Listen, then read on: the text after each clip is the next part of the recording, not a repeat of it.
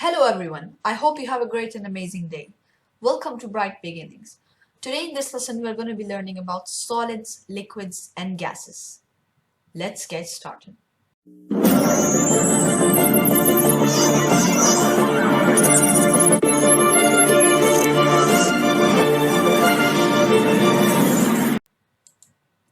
Matter. So in science we all know that matter is anything that has mass and takes up space. So mass is like a huge volume. So we also learned that matter is made up of tiny particles, and those particles are called atoms. And that these particles determine the type of substance. So with the help of the atom, we can know what type of substance that is. Not only does matter come in many different forms, but any particular substance can exist in different forms. So matter doesn't only come in forms, but in particular substances, it can exist in different forms also.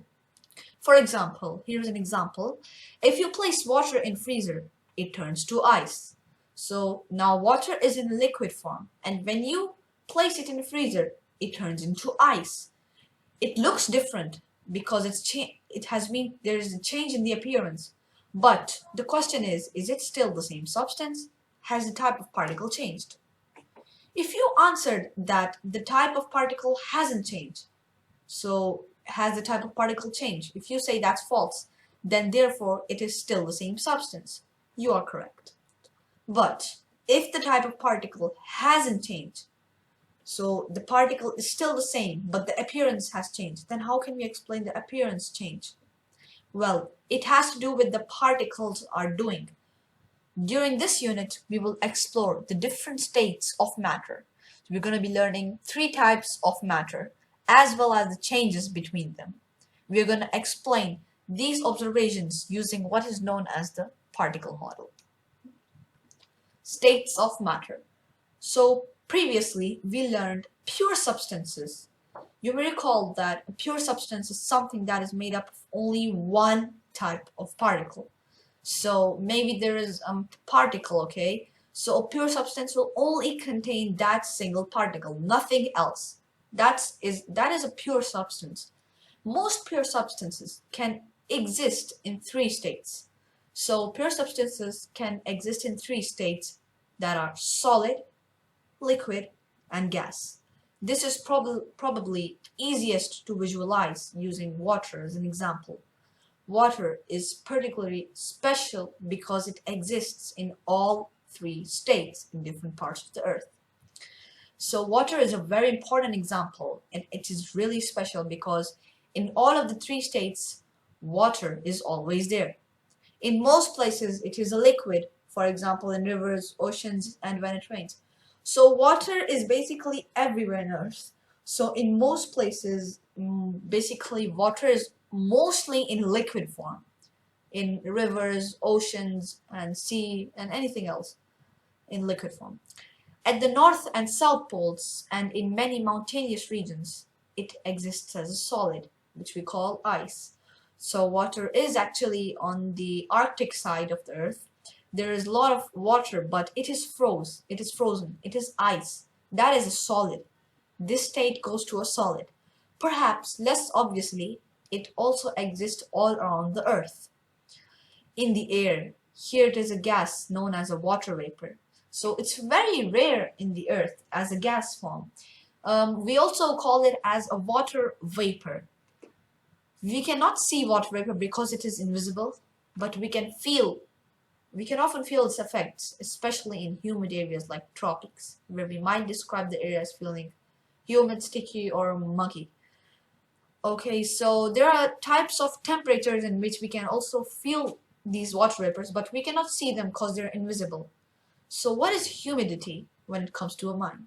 Humidity is a measure of how much water in the form of water vapor is in the air.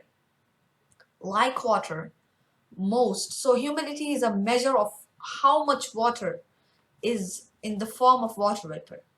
So it's the measure of the water in form of water vapor. That is of course in the air. Like water, most substances can exist in these three states. There are many more substances that can be in all three of the states, not only water. This includes substances such as iron, which we normally see as a solid. Yes, we don't see iron a lot in liquid and not in gas. You may have seen pictures of molten iron in a furnace. This iron is in the form of liquid, but did you know that iron can also exist as a gas? So as I said that iron is not that much in gas, but let's find out how can this be possible. Also in furnace we can see that iron is form of liquid. Yes, we actually see that. It's a molten iron. There's a hot magma liquid that's called as molten iron. Yes, that's also an iron. Okay, so we're going to be learning about their properties of solids, liquids, and gases. Now, besides water, you can probably think of many different examples. We have so many kind of different matters that, for example, water, so many more that we can think of these solids, liquids, and gases. How do you determine whether a substance is a solid, liquid, or gas? Now, if you don't know that a substance is a solid or liquid or gas, what do examples of each have in common? Let's look at some properties of solids, liquids, and gases so we can know what type of substance or what matter is this of. Now, we have solids in the beginning. So if you want to spot a solid, how are we going to know? What are its properties? If an ice cube is taken out of freezer and placed in a glass, it still has the same shape as when it was in the ice tray. Its shape doesn't change. We can therefore say that solids have a fixed shape.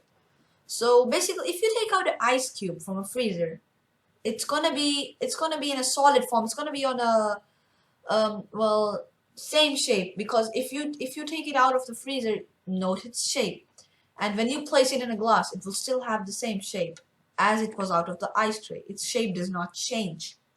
So we can say that solids have a same shape. They have a fixed shape which does not change. Ice cubes, they also have a fixed shape, that therefore they are called as solids. So ice cubes are solids. We have liquids. Liquids, if an ice tray is filled with water, so if you fill an ice tray with water from a tap, the water takes one of the shape of the tray. So on the shape of the tray, it takes the shape of the tray. So whether what shape the tray is, the water is gonna copy that shape.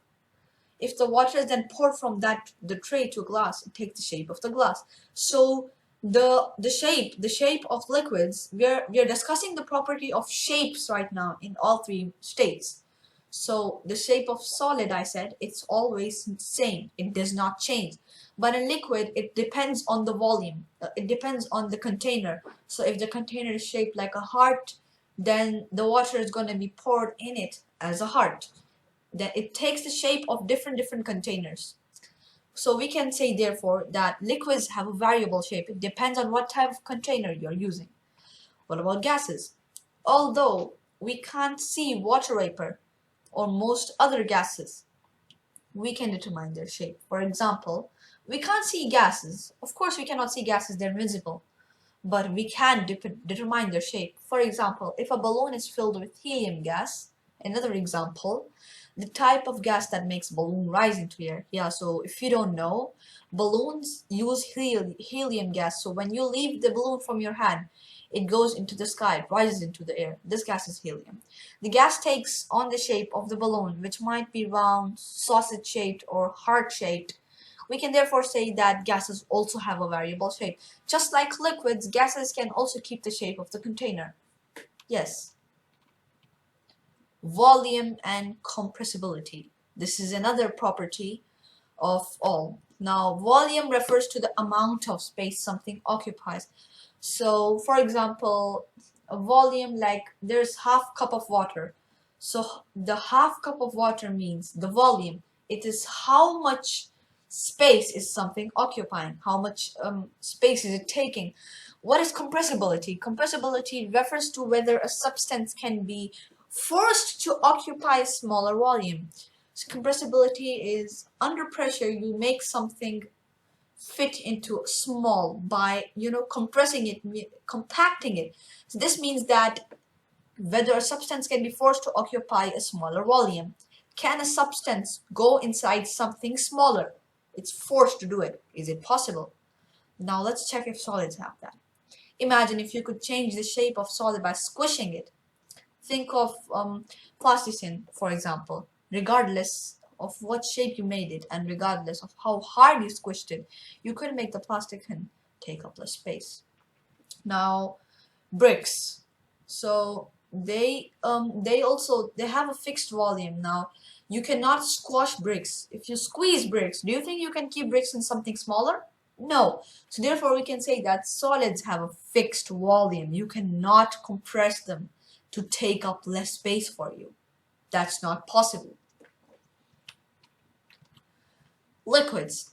Imagine a water balloon that doesn't burst when you squish it. Similar to plasticine, regardless of how hard you squished it, you couldn't make the water balloon take up less space. We can therefore say that liquids also have fixed volume. Now, same like solids, you cannot squish water or any liquids. Water is just an example. So that means that you cannot force water to go into a smaller they have a fixed volume, so you cannot decrease their volume by compressing them to take up less space. Okay, now we have gases. Imagine you're in a room and at the other end of the room there is a LPG gas bottle. If that gas bottle starts to leak, you will eventually smell the gas, regardless of where you are in the room. This is because the gas has escaped from the bottle, has expanded to fill the room.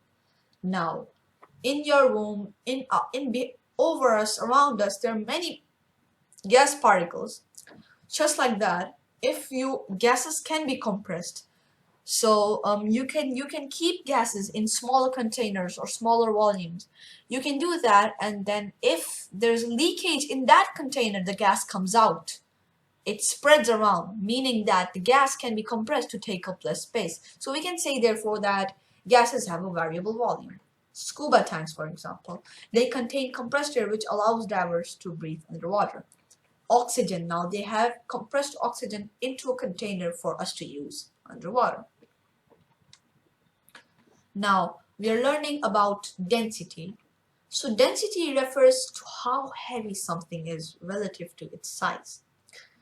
So it is how heavy, it's the measure of heaviness in something according to its size.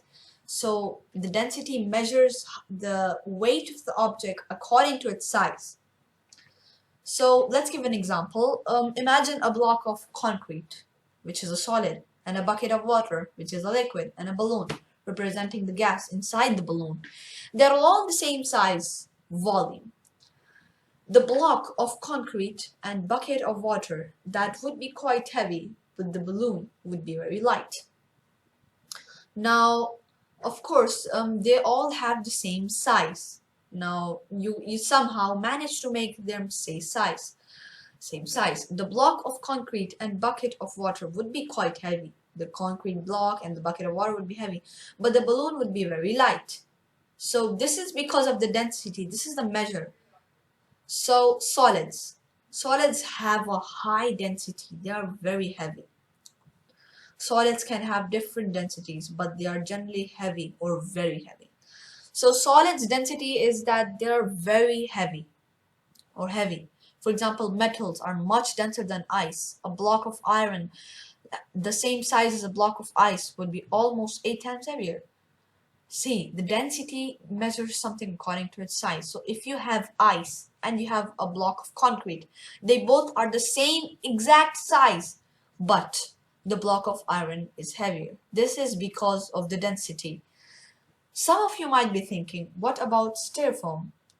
That's very light, and you would be correct. However, styrofoam mostly consists of pocket of air, which is gas. So styrofoam is actually a solid, but it actually has pockets of air, which is gas. That's it for today. So we're going to be discussing more about this, and we're going to go deeper into this in the next video.